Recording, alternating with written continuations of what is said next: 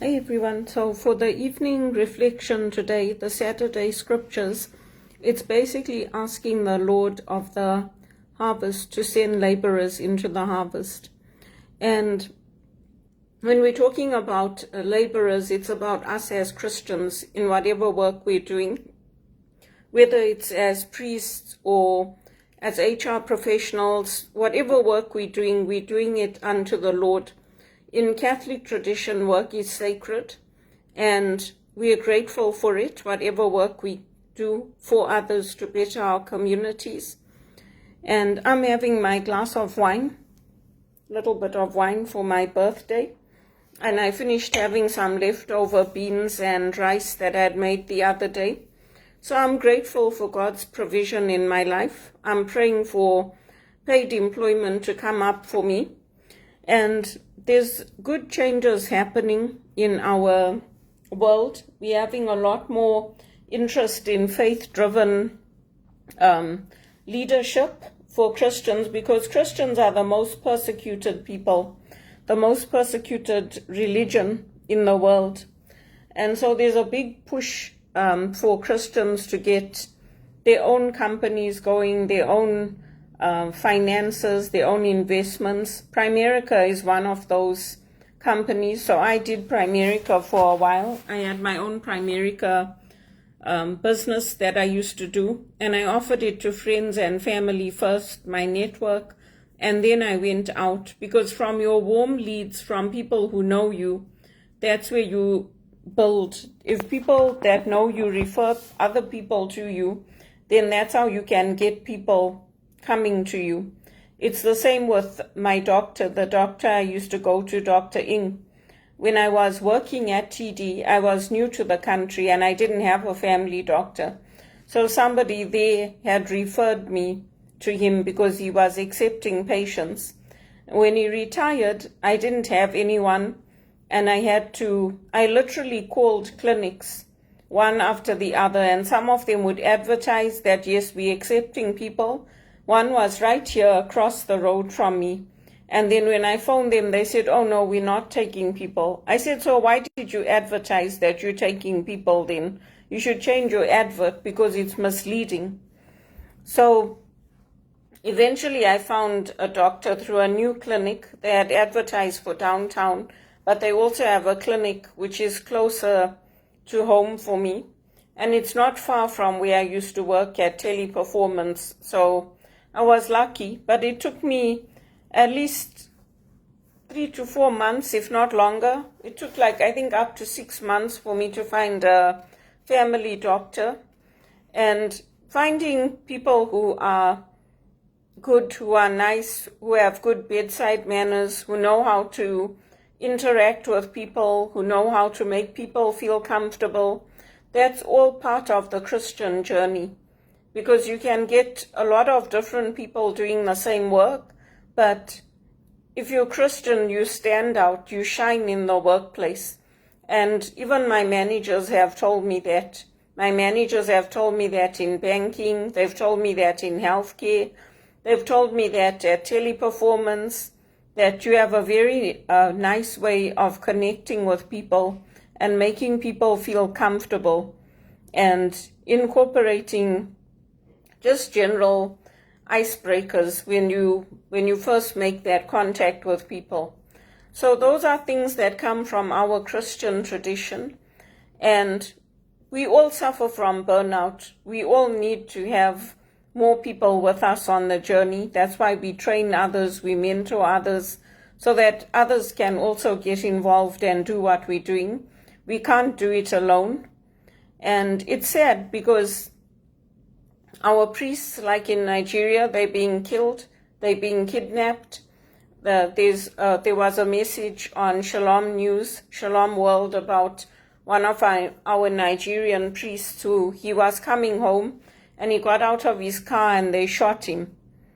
And, Boko Haram and all that, it's all still going on. And in the workplace, they don't promote the Christians, they don't give us good paid jobs, they don't give us opportunities to advance as women who are caregivers. And sometimes it's the men, it's the Catholic men. because they're looking out for their friends, their family, their wives' friends. And so those of us who come into the country, we don't get those opportunities, it's unfortunate, but we still put our faith in the Lord and we look for new opportunities that are coming up, new things that we can get involved in, new ways to make money. Because at the end of the day, we also have bills to pay, we also have obligations to meet, we all have things that we need to pay for, whether it's our phone, our internet, computers. Now they break down after a while, you have to replace them. So as lay people, we have a lot that we can offer, but people have to be able to see that. They have to be able to see our gifts, our talents, where we could use them, not only as volunteers in our parishes, like now the rosary is coming up. There'll be a lot of people selected to say the rosary at Mass, to lead it before the Mass. It's not only for volunteering, we also need to have paid opportunities. We need to have opportunities to earn a good living, to purchase our own homes. And even if you try to get into what they call low-income housing in Canada, if you look at the Carter Foundation and you look at these non-profits, they want you to be earning at least $70,000 a year to qualify for that low-income home or condominium. So for people like me, unless we get investors, unless we get business loans, unless we get opportunities where we can help ourselves, it's going to be virtually impossible to come up. And I wrote to the Carter Foundation, I told them that, because they want you to earn $70,000. So if the minimum wage is $17.25 an hour, how are you supposed to save anything? Because the condominiums, the apartments next door, I was talking to one of the ladies that they came as a refugee family and I helped them to settle in. They're paying $1,800 in a building that's much older than mine and it's not as nice as mine. So my rent is around $2,200 and it went up this year by $55. So $2,255. And I have a gym in here, there's a pool, there's amenities, there's a library, and mine is a 1-bedroom plus den. So, that's the rates in Toronto. And they expect you on that minimum wage to pay for that, to pay for your phone. If you're working at home, they expect you to provide the internet. You don't get any subsidies for that. When our Prime Minister, Justin Trudeau, brought in all the subsidies and everything, he gave all the benefits to Quebec. So this province didn't benefit from anything. And people are leaving. So that's why I also told him I'll also leave if I get an opportunity elsewhere. Because my life is being wasted sitting at home. Yes, I'm helping people. Yes, I'm doing my John Maxwell. Yes, I'm keeping myself busy and occupied. And I'm helping others. But I don't have an income coming in. I don't have compensation. So my body is reacting to the stress in my life. And my body is breaking down. And that's not the way it should be, but that's how Christian persecution works. Because the kings and queens like King Charles and consort Camilla and Kate and William and all of them, they've got all the jewels and everything from Africa, from India, from Canada. And yeah, they get lots of photo ops. They go to show their support for people who went through hardship, but they're not returning any of that to them. The Jesuits are not compensating our families who were taken into slavery. So for us, we have to put our faith in God and we have to do it on our own because there's no support.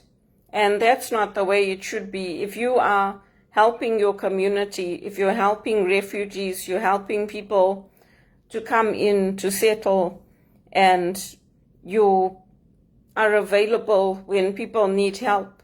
your life shouldn't be going into poverty. And that's what's happening to Christians, not only in Canada, but all over the world. It's only the elite, the managing directors and the people who had people open doors for them. Their families are fine.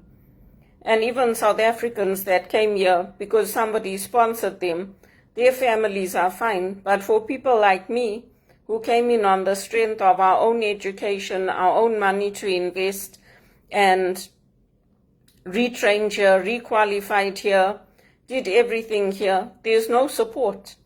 So we have to keep looking for those opportunities. We have to keep knocking on doors. We have to keep asking people, do you know anybody that knows someone that could use my skills? It doesn't have to be in Toronto.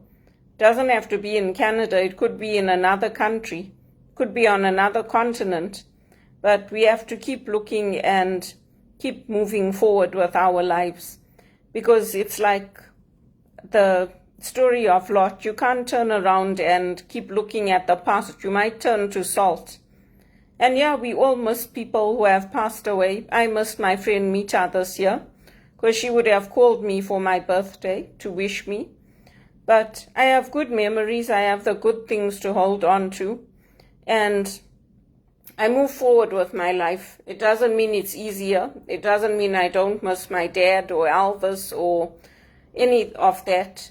But I do know my value of my work, and I know the value of my education, and it's not $17.25 an hour. It's at least 70,000 a year, if not more. So that's what I can say to you. People are harassed, people are dejected, but when they have good people like me with them, they don't want to embrace us, they don't want to put us in good paid jobs, they don't want to support us if we need a little bit of accommodation, if we need a day shift. And then they're saying, well, oh, that's the policy of the company. So whose fault is it that Canada is suffering? Not my fault. Because as somebody, as a shepherd in the church, I told you the right way and you didn't want to listen. So that's the company's fault.